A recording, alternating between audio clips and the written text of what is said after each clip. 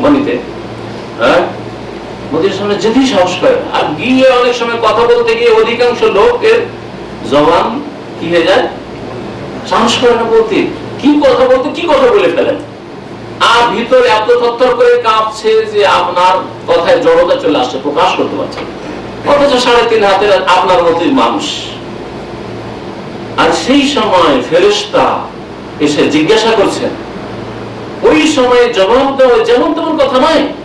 আল্লাহ বলছেন যে মুমিনদেরকে আল্লাহ এত অটল রাখবেন বিল কাউলিস সাবিত, যে তাদের জবাব দিতে অসুবিধা হবে না। আল্লাহ বলছেন ফিল হায়াতিদ দুনিয়া ওয়া ফিল আখিরাহ, দুনিয়াতে যেমন মুমিনদেরকে আল্লাহ অটল রেখেছিলেন বাতিলের সামনে, শিরক কুফরের সামনে, পাপীদের সামনে, একা ছিল এলাকায়, তারপরে কখনোই চিন্তা করেন যে আমি কি একা, আমার সাথে আল্লাহ আছেন। লা তাহজান ইন্নাল্লাহ মা'ানা কাল্লা ইন্না মাইয়া রাব্বি সায়াহদিন। মুসা আলাইহিস সালামের আদর্শ, মুহাম্মদ রাসূলুল্লাহ সাল্লাল্লাহু আলাইহি ওয়াসাল্লামের আদর্শ, আপনি একা থাকলেও আল্লাহ আমাদের সাথে রয়েছেন, আমার সাথে আমার রব রয়েছেন, মুসা আলাইহিস সালাম বলেন। এই ঈমান হচ্ছে একজন মুমিনের ঈমান। তাহলে দুনিয়াতেও অটলতা আল্লাহ দান করেছিলেন মুমিনকে, অফিল আখিরাতে মানে কবরের জীবনে, হাসরের জীবনে আল্লাহ পাক অটল রাখবেন। আর এই অটল থেকে ইনশাআল্লাহ তাআলা সহি সালামতে জান্নাতে পৌঁছে যাবে। তো এই আয়াত সম্পর্কে সাহাবায়ে কেরামরা বলতেন যে আয়াত নাযালাত ফিল আযাবিল কবরি, কবরের আযাব সম্পর্কে, কবরের নিয়ামত সম্পর্কে এই আয়াত নাযিল হয়েছে। ওয়া ইউদিল্লুল্লাহু যালিমিন, আর জালেমদেরকে আল্লাহ বিভ্রান্ত করে দেন, জালেমদেরকে আল্লাহ পাক বিভ্রান্ত করে দেন। জালেম মানে কাফির, জালেম মানে মুশরিক, জালেম মানে মুনাফিক, জালেম মানে যে কোনো কাবিরা গুনাহকারী, জালেম যে গুনাহ করেছে ও জালেম। আমাদের দেশের মানুষেরা জালেম মানে যদি কারো টাকা মেরে খান, কাউকে খুন করেন, মানুষের হক নষ্ট করেন, তাহলে জালেম, তাই না? তো আদম আলাইহিস সালাম কোন মানুষের হক নষ্ট করেছিলেন? না জিনের হক নষ্ট করেছিলেন, হ্যাঁ, না ফেরেশতার হক নষ্ট করেছিলেন? আদম আলাইহিস সালাম তো রব্বানা যালামনা আনফুসানা, আল্লাহ নিজের উপরে জুলুম করেছি আমরা। জুলুম মানে হচ্ছে আল্লাহর হক নষ্ট করা, রাসূলের হক নষ্ট করা, মানুষের হক নষ্ট করা, আর নিজের হক নষ্ট করা।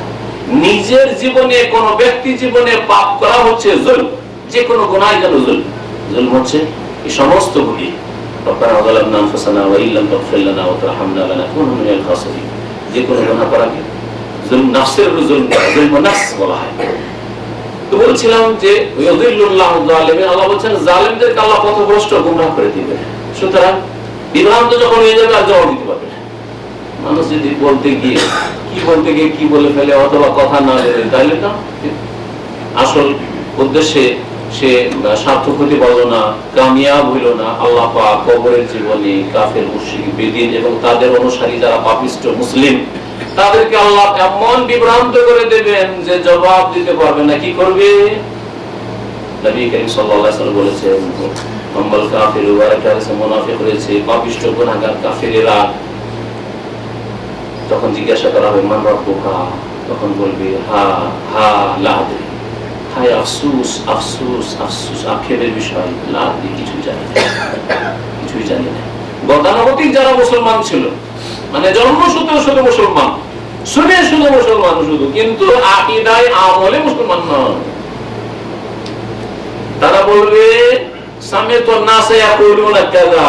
লোকজনকে গ্রামে শুনতাম, এলাকায় বলতে শুনতাম, যে বলতো যে নাকি আল্লাহ আছেন, আল্লাহর ইবাদত করতে হবে, নামাজ পড়তে হবে, আল্লাহর প্রতি ঈমান রাখতে হবে, আর নবীর প্রতি ঈমান রাখতে হবে। শুনতাম যে নবী নাকি আমাদের মুহাম্মদ সাল্লাল্লাহু আলাইহি ওয়াসাল্লাম, শুনতাম যে দ্বীন ইসলাম পূর্ণাঙ্গ জীবন বিধান, কিন্তু আমরা তা করতাম না। আমাদের রচিত বিধান ছিল, আমরা খেয়াল খুশি জীবন যাপন করতাম, আমরা কুপ্রবৃত্তির অনুসরণ করতাম, মন যা চাইতো তাই করতাম। মন চাইছে এটা ভালো, হালাল, হারাম হইল, মন চাইছে এটা খারাপ, খারাপ মন্তব্য করে দিলাম। এই ছিল কুপ্রবৃত্তির অনুসরণের জীবন যাপন। এরা বলবে যে লোকদেরকে শুনতাম বলতে, ওই রকমই বলতাম। জিজ্ঞাসা করা হবে মা দিনে তোমার দিন কি, বলে হা হা লাজি, আফসোস আফসোস, কিছু জানি। জিজ্ঞাসা করা মা হাযা রাজুল আল্লাযী বুইসা ফীকুম, এই ব্যক্তিকে যাকে তোমাদের কাছে পাঠানো হয়েছিল, মান নবিয়ুকা, তোমার নবী কে, বলে হা হা লাজি, আফসোস আফসোস, আখি কিছু জানি না। ওয়াযুল্লাহু যালিমিন, জালেমরা প্রশ্নের উত্তর দিতে পারবে না, বিভ্রান্ত হয়ে যাবে। ওয়া ইয়াফআলুল্লাহু মা ইয়াশা, তখন আল্লাহ পাক যা চাইবেন তাই করবেন। নবী করিম সাল্লাল্লাহু আলাইহি ওয়াসাল্লামের হাদিস রয়েছে যে আল্লাহ পাক মুমিন বান্দা যখন প্রশ্নের উত্তর দিতে পারবে, ভালো মানুষ সৎকর্মশীল নেক লোক যখন উত্তর দিতে পারবে, তখন নাদা মুনাদি মিনাস সামায়ে, আকাশ থেকে ডাক দেওয়া হবে, আনিফরিশুহু মিনাল জান্নাহ ওয়াল বাসুহু মিনাল জান্নাহ ওয়াফতাহু লাহু বাবান ইলাল জান্নাহ। জান্নাতের ফার্স্ট মানে কি?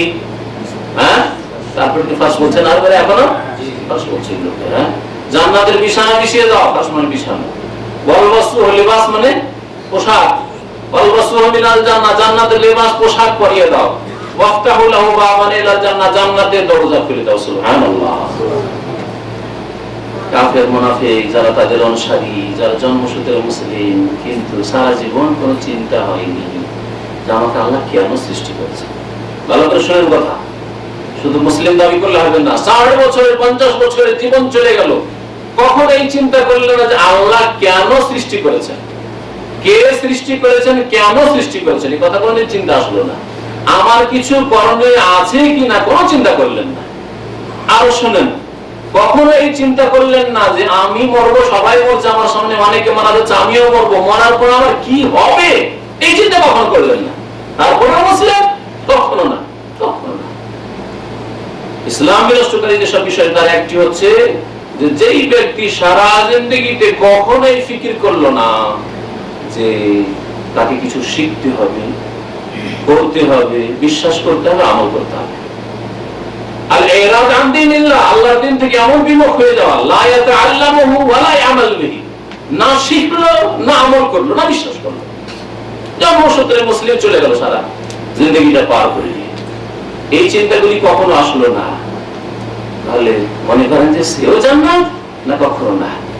এইরকম লোকদেরকে, পাপিষ্ঠদেরকে যখন প্রশ্ন উত্তর দিতে পারবে না, বলা হবে তাদের সম্পর্কে নাদা মুনাদি মিনাস সামায়ে, আকাশ থেকে ডাক আসবে, ইফরাশু মিনান নার, জাহান্নামের বিছানা বিছিয়ে দাও। ওয়াল বাসুহু মিনান নার, জাহান্নামের পোশাক পরিয়ে দাও, আগুনের পোশাক হবে, আগুনের পোশাক হবে। আল্লাহ পাক জাহান্নামীদের সম্পর্কে বলেছেন শুধু আগুনের পোশাক না, আগুনের সাথে এই যে পিচ, যে রোড তৈরি করার জন্য পিচ ব্যবহার হচ্ছে, কাতিরান, যেটাকে বলা হয়, কি বলে সেটাকে আমাদের দেশের ভাষায় আল-কাতরা। হ্যাঁ, আল-কাতরা। আল্লাহ বলেছেন সূরা সারাবিলহুম মিন কাতিরান, তাদের পায়জামা হবে, প্যান্ট, ফুল প্যান্ট হবে, তাদের লেবাস পোশাক কিসের হবে? সিলভার সারাবিল বলছে না, সারাবিল আর সারাবিল একই অর্থে, বাগি আর ওদি একই অর্থে। সারাবিলহুম মিন কাতিরান, তাদের সিরওয়াল পায়জামা হবে, প্যান্ট হবে আল-কাতরা। সুবহানাল্লাহ। আগুন, আর আগুন যদি আল-কাতরা, আল-কাতরাকে আগুন দিয়ে গরম করা হয় তো দুনিয়াতে কি অবস্থা হয় সুবহানাল্লাহ, বুঝতেই পারছেন। আসলে যদি জাহান্নামের আগুন দিয়ে যদি গলানো হয় আর গরম করে রাখা হয় তো কি অবস্থা, কোন লেবাস পোশাক হবে জাহান্নামীদের জাহান্নামে এবং কবরের জীবনে। নবী করিম সাল্লাল্লাহু আলাইহি ওয়াসাল্লাম বলছেন যে বলা হবে তাদের জাহান্নামের পোশাক পরিয়ে দাও, জাহান্নামের বিছানা বিছিয়ে দাও, ওয়াফতাহু বাবান ইলান নার, এবং জাহান্নামের দরজা খুলে দাও। হাদিস বড় লম্বা আছে, এছাড়াও বিভিন্ন হাদিসে রয়েছে ওয়াইন্নাহু লা ইউসাল্লাতু আলাল কাফিরি ফি কবরিহি 99 তিননিনা, কাফিরদের কবরে আর বেনামাজি সম্পর্কে শেখের বক্তব্য শুনে নেবেন। আমার একটা বিষয় মনে আছে নাকি নামাজ তাদের বিধান সম্পর্কে, বেনামাজি সম্পর্কে বিধানটাও জান, কারণ আমাদের দেশের মানুষের এই অনুভূতি নেই, চেতনা নেই যে আমি যে বেনামাজি তো আমি কোনখানে আছি, আমি আসলে ইসলামে আছি না গায়র ইসলামে আছি, এই চেতনাই নেই। কাফেরদের উপর নিযুক্ত করা হবে ফি কবরিহি, তার কবরে 99 তিননিনা, 99টি অজগর সাপ, তানহাসুহু ওয়া তাওদাহু হাত্তা তাকুমাস সাআহ, কিয়ামত পর্যন্ত দংশন করতে থাকবে, শাস্তি দিতেই থাকবে, এসব শাস্তি হবে। নবী করিম সাল্লাল্লাহু আলাইহি ওয়াসাল্লাম সহিহ বুখারীর একটি হাদিস শোনাই যে কবরে আযাব যখন হয় তখন ইয়াসমাউ মান ইয়ালি গায়রা সাকালে, কবরের আশেপাশে যত জীবজন্তু থাকে, পশু পাখি, গরু ছাগল বকরি কুকুর বিড়াল সব শুনতে থাকে। গায়রা সাকালাইন, একমাত্র সাকালাইন অর্থাৎ মানুষ এবং সাকালাইন তাসনিয়া দ্বিবচন, মানুষ এবং জিন শুধু শোনে না, কারণ মানুষ এবং জিনকে আল্লাহ ইবাদতের জন্য সৃষ্টি করেছেন। মানুষ এবং জিনকে আল্লাহ পাক যদি অবাধ্য হয়ে মরে যায় মানুষ অথবা জিন, তাহলে তাদেরকে কবরে শাস্তি দেওয়া হবে, সুতরাং তাদেরকে শুনতে দেওয়া হয় না। আর গরু ছাগলকে যেহেতু আযাব হয় না, গাধাকে আযাব হয় না, পাখিকে আযাব হয় না, আর তাদের নিয়ামত নেই, মরে গেলে মাটিতে মিশে গেলে চলে গেল, সেজন্য সব শুনতে পাই।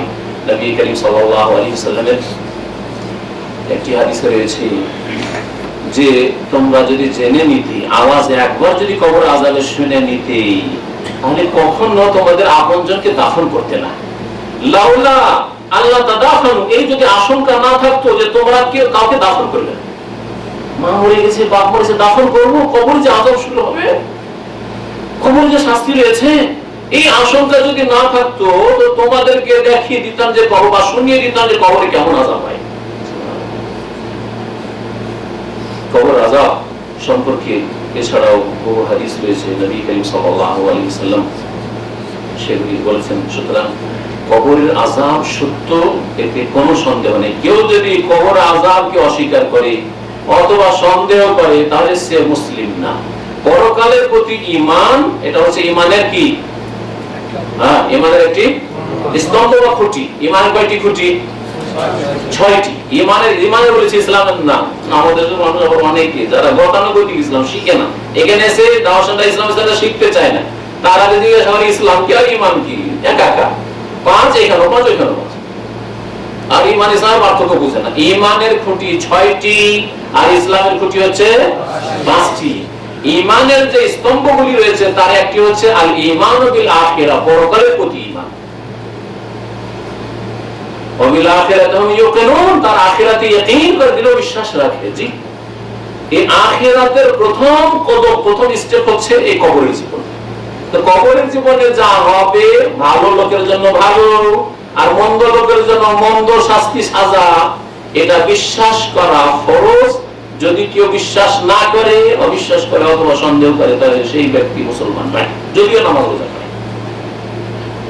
কবরের আযাব যে হয়, এই মর্মে কোরআনে কারীমের আরেকটি আয়াত রয়েছে সূরা মুমিনে, ফিরআউন এবং ফিরআউনের সেনাবাহিনী, ফিরআউনের দলবল সম্পর্কে। মুসা আলাইহিস সালামের দল হকপন্থী আর বাতিলপন্থী সেই জামানার ফিরআউনের অনুসারী যারা। আল্লাহ পাক রব্বুল আলামিন এখানে ফিরআউন এবং ফিরআউনের ভক্তদের সম্পর্কে বলছেন, আন্না ইউরাদুনা আলাইহা গুদুওয়া ওয়া আশিয়া ওয়া ইয়াওমা তাকুমুস সাআ আদখিলু আলা ফিরআউনা আশাদ্দাল আযাব। মহান আল্লাহ ইরশাদ করেছেন, আন্না ইউরাদুনা আলাইহা, ওই লোকদেরকে, অর্থাৎ এই ফিরআউনের বংশধরকে, ফিরআউনের অনুসারীদেরকে জাহান্নামের উপর পেশ করা হচ্ছে, আগুনে তাদেরকে পেশ করা হচ্ছে। আগুনে কি জন্য পেশ করা হচ্ছে? সম্মান দেওয়ার জন্য, শীতকালের আগুন পাওয়ার জন্য। শীতকালে আগুন থাকেন না, ওই জন্য না, জ্বালানোর জন্য, শাস্তি দেওয়ার জন্য, আযাব দেওয়ার জন্য। আন্নারু ইউরাদুনা আলাইহা, জাহান্নামের উপর, আগুনের উপর পেশ করা হচ্ছে এদেরকে। গুদুওয়া ওয়া আশিয়া, সকালে বিকালে। সকাল বিকাল মানে সব সময়।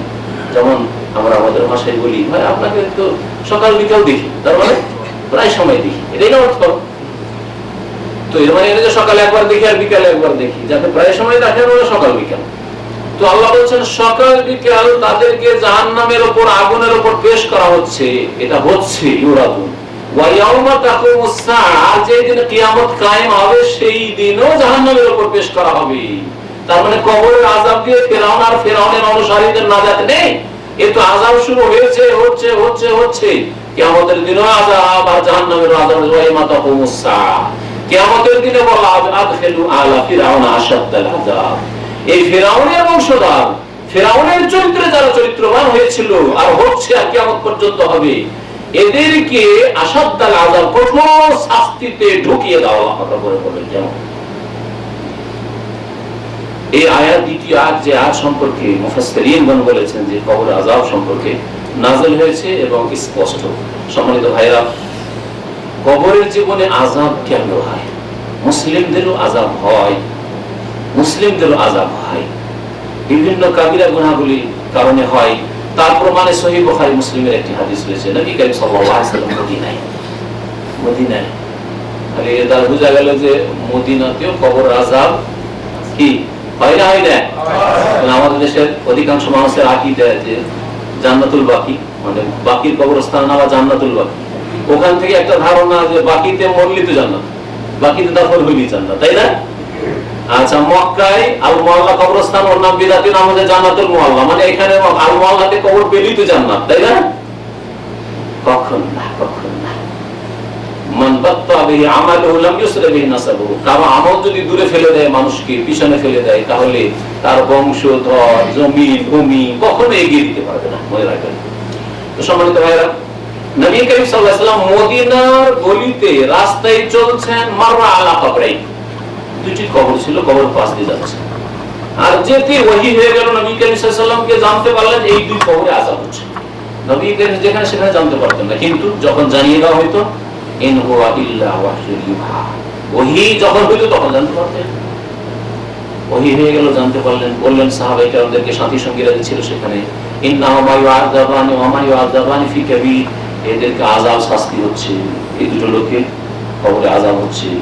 কিন্তু এমন কোন বড় বিষয় ছিল না যে সেই গুনাহ থেকে বেঁচে থাকা বড় কষ্টকর ছিল না। এমন নয় যে কাউকে খুন করে এসেছে, এমন নয় যে এরা শিরক আর মুশরিক হয়ে মারা গেছে, এমন নয় যে আল্লাহ পরকাল অস্বীকার করেছে, নাস্তিক হয়েছে, এমন নয় যে অন্তরের কপট মুনাফিক ছিল, আল্লাহ পরকাল বিশ্বাসের মিথ্যা কালেমা পড়েছে, এরকম ছিল না।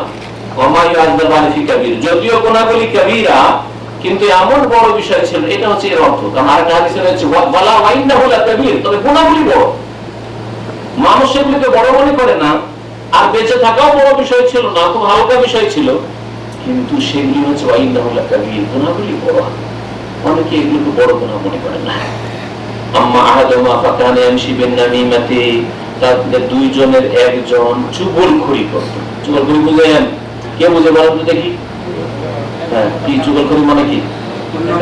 বদনাম করে পিছে, হ্যাঁ, একজন লোকের পিছে বদনাম করতেছে, সে শুনলে কষ্ট পাইবে, এই চুগলখড়ি। এটা চুগলখড়ি, ঠিক ঠিক বলেছেন। এটা গীবত। গীবত হচ্ছে যে মানুষের চোখের আড়ালে তার ব্যক্তি জীবনের বা পারিবারিক জীবনের এমন দোষ চর্চা করা, যে দোষ চর্চা করা জায়েজ নাই, সেই দোষ দিয়ে অন্যের ক্ষতি করছেন। হ্যাঁ, কি হলো? হ্যাঁ, নাকলু কালামিন নাস বাদেমিল আফাজ, মানুষের কথা এখান থেকে ওখানে নিয়ে যে পৌঁছানো, ওর সাথে আরেকটা শর্ত লাগবে, অসম্পূর্ণ আছে। আলাজ ওয়াজিল ইফসাদ, ফিতনা ফাসাদ সৃষ্টি করার জন্য, লড়াই ঝগড়া বিবাদ সৃষ্টি করার উদ্দেশ্যে। কিন্তু ভালো কথা যদি হয়, যেমন আমার কথা এখান থেকে শুনলেন, আর শোনার পর রুমে গেলেন, আর দেখলেন দু চারজন আলোচনা আসেন, তখন ওদের বললেন যে তোমরা ভুল করেছো, আজকে তো গেলেন, আজকে কবর আযাব হবে, গুরুত্বপূর্ণ কথা শুনলাম, তার মধ্যে দু একটা পয়েন্ট উল্লেখ করলেন, তো এই কথাটা তো ওখানে গিয়ে নকল করলেন, তো এটা হচ্ছে নকলই হয়ে যাবে। তাহলে যদি বলেন যে এখানকার কথা ওইখানে পৌঁছানো, তাহলে এটাও তার মধ্যে শামিল হয়ে যাবে। ভালো করে বোঝার চেষ্টা করেন। এই জন্য এখানকার কথা ওখানে পৌঁছানো, একজনের কথা আরেক জায়গায় পৌঁছানো, যদি ফিতনা ফাসাদের উদ্দেশ্য হয়, বাঁধিয়ে দেবো, এদের ঝগড়া লাগিয়ে দেবো, এদের কলহ বিবাদ সৃষ্টি করে দেবো, এই উদ্দেশ্যে যদি হয়, তাহলে এর নাম চুগলখড়ি। শুনলেন একজনের কাছে আপনার মনে কোন এক লোক সম্পর্কে বললেন, লোকটা কিন্তু ভালো মানুষ না, হাত ভারী হয়, অনেকদিন থেকে টাকা পয়সা কবে দিচ্ছে না। কথাটা শোনার পর সাথে সাথে গিয়ে বললেন ওর একটু মহব্বত নেওয়ার জন্য, ওর একটু নিকটবর্তী হওয়ার জন্য। আর জানে হাজি মোস্তাফিজ ভাই বলছিলেন যে আপনি নাকি টাকা নিয়ে ধার নিয়েছেন আর দেন না, আপনার হাত ভারী, আপনার স্বভাব খারাপ। আর শোনার পরে কি অন্তরে শত্রুতা, আচ্ছা দেখবো, কেন এরকম কথা বলেন? আরে আমাকে বলবেন, আপনি টাকা বলেন, আমাকে বলতেন, কেন এরকম করে বলুন, তাই না? ঝগড়া লাগিয়ে দিল। এর নাম হচ্ছে চুগলখড়ি। যে কোনো চুগলখড়ি করে বাপ বেটাতে ঝগড়া লাগিয়ে দিয়েছে দেশে, তাই না? আপনার স্ত্রী খুব ভালোবাসতেন বাপ মাকে, স্ত্রী কুটনি বুড়ি কানে কুটুর কুটুর করে রাত্রে গিয়ে বিছানে গিয়ে বলে, তোমার মা এইরকম, তোমার বাপ এরকম।